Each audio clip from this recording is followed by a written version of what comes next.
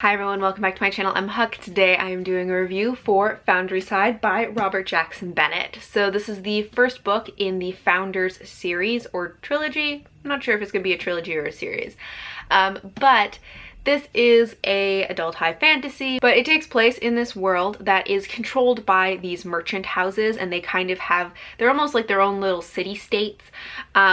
And anyone outside of these little like mini cities that the founders control are in this kind of like lawless limbo. And one of our main characters is from this kind of lawless area. She is a thief, and she is an especially good thief because she has a special power where she is able to touch objects and kind of hear their thoughts, hear what is happening to them or what has happened, and kind of what their purpose is.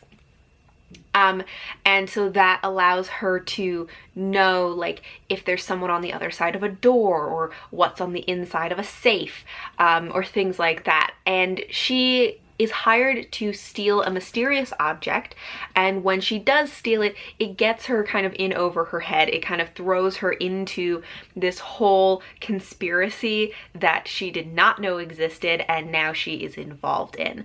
Our other main character is a lawman who is from one of these cities, and he is trying to track down the thief in order to get back what she has stolen. But the two of them kind of become unlikely allies as they realize that there is a larger conspiracy plot, possibly world-ending things at stake, and the two of them are some of the only people that know about it and can stop it. So it starts out with the two of them on opposite sides, and then they turn into unlikely allies, and it becomes kind of a heist story. And I started reading this as a physical book because I have the physical book, but it wasn't really working for me. I just couldn't really get into it, but for some reason I just had this feeling that I was going to love it. So I put it down for like a month or something and then came back to it as an audiobook, and I'm really glad that I listened to it as an audiobook because then I loved it. It was really good as an audiobook,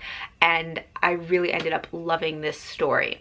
So first I'm going to talk about some of the things that didn't work for me in this book and kind of what stopped me from being able to get into it, and then talk about some of the things that I really loved about this and why I ended up really enjoying this, and I'm excited about this series. So one of the things that made it difficult for me to get into this is that the story starts off, I think, with a lot of action and a lot of world building slash magic system explaining, and I think that that's something that could appeal to other people a lot, that it like really starts off with action.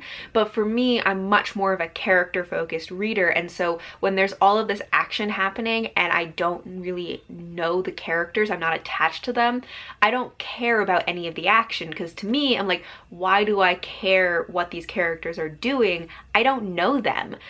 So I think that it's something that could really appeal to people if they want to just kind of dive into the action in the world. But for me, it was kind of a struggle because it didn't build the characters right off the bat, or it did give us information about the characters, but it didn't really get me attached to the characters right off the bat.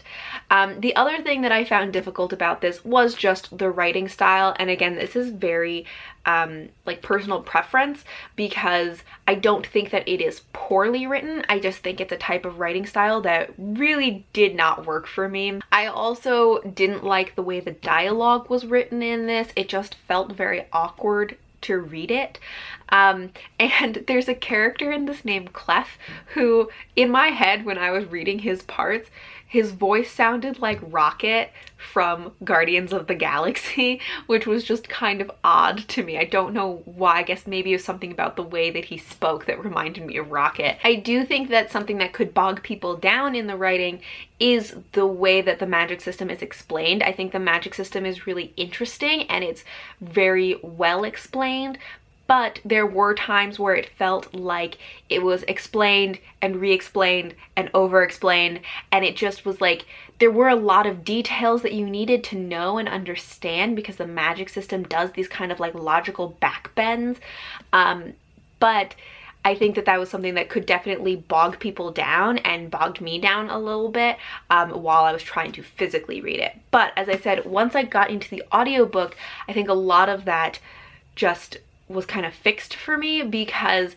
audiobooks make it so much easier to like listen to the action parts and not, for me, not be bored by them, because sometimes I find action to be kind of boring. I think it also fixes for me, at least, that it's a writing style that didn't work for me, because it's much easier to listen to and much more forgiving of writing styles as long as it's not poorly written. And I didn't think this was poorly written, it was just a stylistic like issue that was my preference. I didn't like it. The dialogue also was much better to listen to because it sounded more natural as spoken dialogue than reading it. And those parts where it was kind of like re-explaining the magic system, or like really detailed explaining of the magic system, just didn't bog me down as much because I was able to just listen to it. So I would highly recommend listening to the audiobook of this. But now I want to talk about the things that I did like about this, because I ended up really enjoying this book. So one is, of course, the world building. I think this has a really interesting world, and I think there's so much room for more about this world. I think he did a really good job of building this world, explaining it. You can really understand it, even though there's some intricacies to it. And so I think he did a really good job of it, kind of building the world that did exist there, and then also did a really good job of making me feel like there's so much more world outside of just these cities. And I really want to know more about it, and I want to know more about the history of this world, and I just feel like there's so much potential for so much more information, so much more world building. So I'm really excited about that. The magic system, also really interesting and very thoroughly explained. I've heard other people describe it kind of like magical coding, which I definitely would agree with, that it is sort of like coding. They call it scriving, so they have this kind of written magic where they have these special symbols that they can scribe onto objects, which gives objects essentially like instructions and these like logic instructions as to what it is they're supposed to be doing.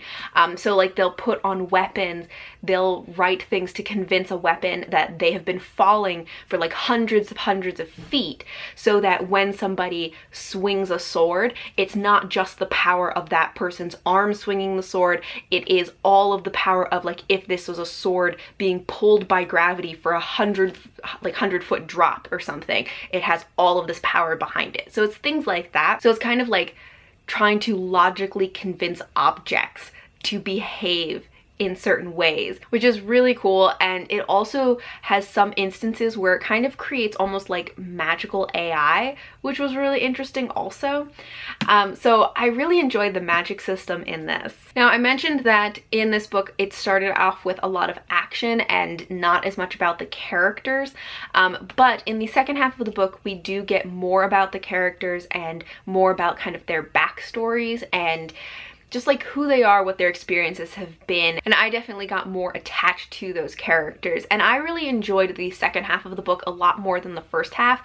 I felt like the first half was pretty good, but the second half got really good, partially because we got more into the characters and I was much more attached to them, but also the plot got really good. And part of that is, I think, because it is kind of a heist story, and heists do have a lot of build up where they're kind of like figuring out the heist, getting together their group of people, like there's a lot of setup that goes to heists, and then the second half is like the actual heist when everything gets really intense. And that is kind of what the arc of this story was like also. And that second half just got so good. It took a while to get there, but when it got there, it got so good. It was really high stakes. I got to a point in this where I was just like, I cannot put this down. I just have to listen to the end.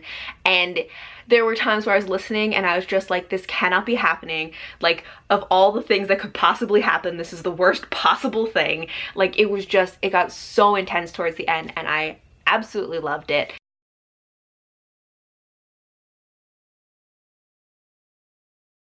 The first half of the book I would have given 3 stars because it was just like, it was fine, but not amazing.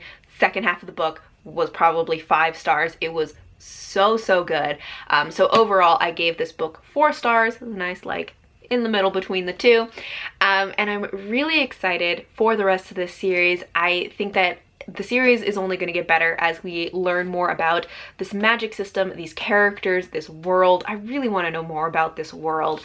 And I also think that for me at least, the second book I'm going to like even more because I already know these characters, and that was the thing that kind of prevented me from really getting into it at the beginning, was that I didn't feel attached to the characters.